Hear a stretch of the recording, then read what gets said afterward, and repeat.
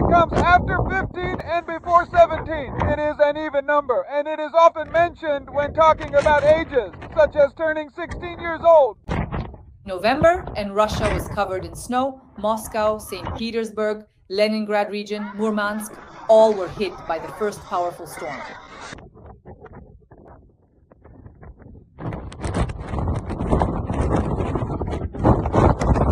Airports are paralyzed. Flights are delayed for hours.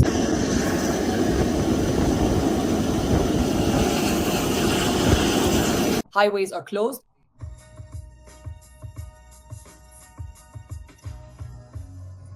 The blizzard is breaking trees and power lines. Tourists in Murmansk are stranded without electricity. Trains and planes are not operating.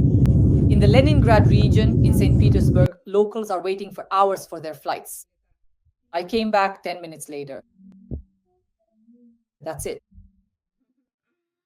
Everything was covered in snow. In some areas, visibility is zero. Russia has literally come to a standstill. Lightning friends, today is November 16th and Russia is buried under snow. Everything is snowed in. Leningrad region, Petersburg, Moscow, Mormansk, everywhere. The first powerful storm has hit.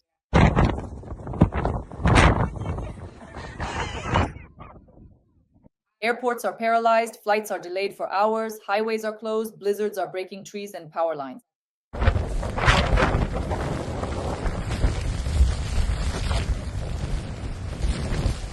Tourists in Mormansk are stranded without electricity. Bye! We'll come get you later somewhere down there in Murmansk in the spring. Trains and planes aren't running, and in some areas, visibility is zero. Russia has literally come to a standstill.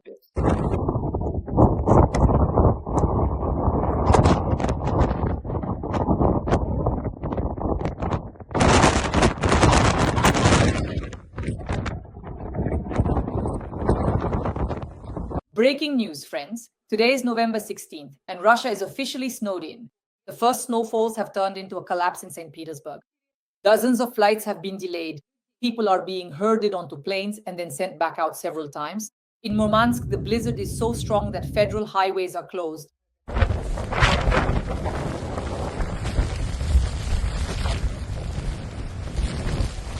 Flights are stuck in villages without electricity. By evening, Moscow is coming to a halt as well.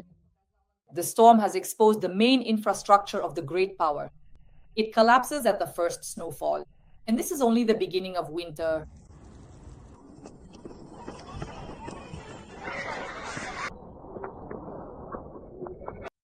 All right, let's go play snowballs.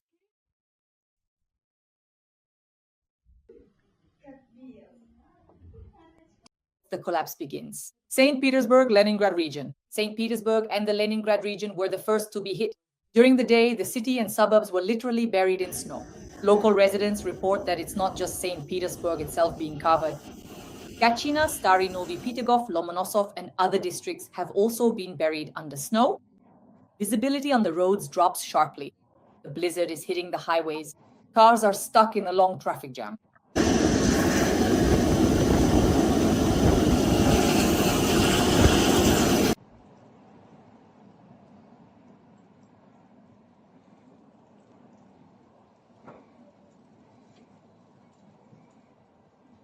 According to meteorologists, up to 30% of the monthly precipitation norm is falling in just one day. City services have been put on high alert, but as always, this changes little. Janitors with shovels facing a powerful cyclone, the main symbol of a strong Russia.